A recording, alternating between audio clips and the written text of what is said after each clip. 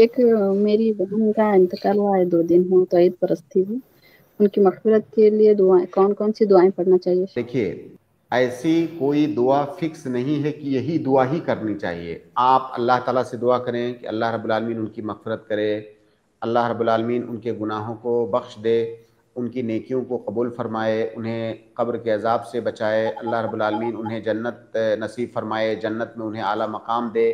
یہ ساری دعائیں آپ ان کے لیے کریں. تو ایسا فکس نہیں ہے کہ فلاں والی دعا ہی کرنا ہے. ہر وہ دعا جس کی ضرورت انہیں قبر میں اور آخرت میں ہے وہ تمام دعائیں آپ ان کے لیے کریں. ایک تو نیکیوں کی قبولیت کی بات، دوسرا ان سے جو غلطیاں ہوئی ہوں اللہ رب العالمین ان غلطیوں کو معاف فرمائے. اسی کی ضرورت ہے ایک مرنے والے شخص کو.